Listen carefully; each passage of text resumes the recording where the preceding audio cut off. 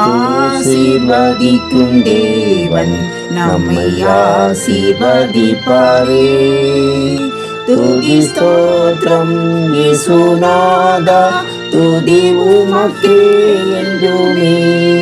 இன்று ஒரு வசனம். எல்லா மனுஷருக்காகவும் விண்ணப்பங்களையும் ஜெபங்களையும் வேண்டுதல்களையும் ஸ்தோத்திரங்களையும் பண்ண வேண்டும். 1 தீமோத்தேயு 2:1.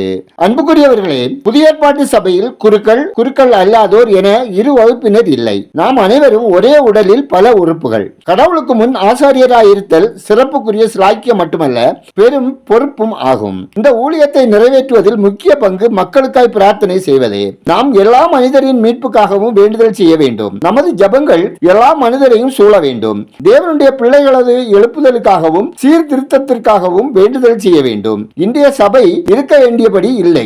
முந்தின மகிமையை இழந்து பின்வாங்கி போயிருக்கிறோம். நோய்வாய்ப்பட்ட சபை செத்து கொண்டிருக்கும் உலகை காப்பாற்ற முடியுமா?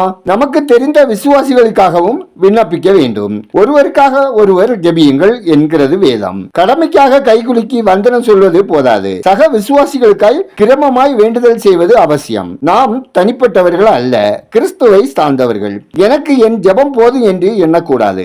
ஒருவரின் ஜெபம் மற்றவருக்கு தேவை.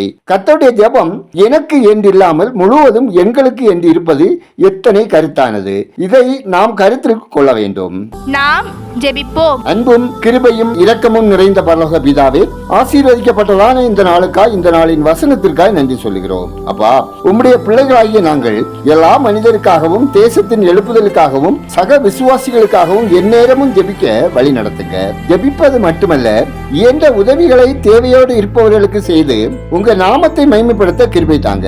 ஆண்டவரே, உங்க அன்பு பிள்ளைகள் வாழ்வில் மலை போல அழுத்திக் கொண்டிருக்கிற பிரச்சனைகளை மாற்றி உமக்கு பிரியமானதை செய்து உங்க வழியில் நடத்துங்க. தேவனே, ஒவ்வொருவரின் கையின் பிரயாசங்கள், அப்பம், தண்ணீர், தொழில், வேலை, விவசாயம், வியாபாரம், பொருளாதாரம் ஆசீர்வதிக்கப்படவும் நன்மை செய்கிறவர்களாக வாழவும் ஜெபிக்கிறோம். தகப்பனே, படிப்பு, தொழில், வேலை நிமித்தமாக வெளிநாடுகளில் வாழும் ஒவ்வொருவரின் குடும்பம், பிள்ளைகள் வாழ்வில் உங்க பாதுகாப்பும் முயற்சிகளில் உங்க வழிநடத்தலும் ஆலோசனையும் ஆசீர்வாதம் வேண்டுமாய் ஜெபிக்கிறோம். நோயுற்றவர்களையும் துன்பப்படுகிறவர்களையும் நேசிக்கும் தேவனே, வியாதியினால் துன்பப்படுகிறவர்களுக்கு நல்ல சுகத்தையும் பலத்தையும் தைரியத்தையும் திட நம்பிக்கையும் தந்தரலும். உயர்கல்வி படிப்புக்காக காத்திருக்கும் பிள்ளைகளின் விருப்பம் எதிர்பார்ப்பில் உங்க கிருபை தாங்க.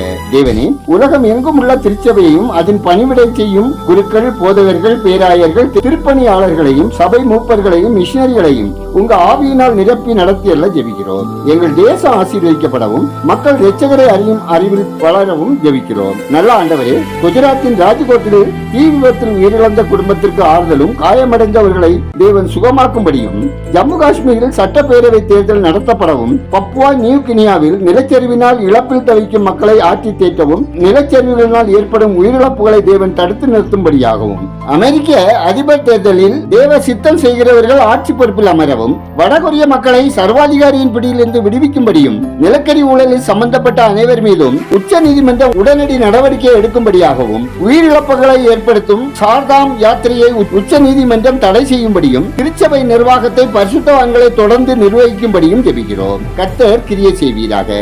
எங்கள் விண்ணப்பத்தை அங்கீகரித்ததற்காக நன்றி சொல்கிறோம். துதிகரமையுமே உமக்கே செலுத்துகிறோம். இயேசுவின் நாமத்தில் ஜெபிக்கிறோம் எங்கள் ஜெபங்களும் நல்ல பிதாவே. ஆமென்.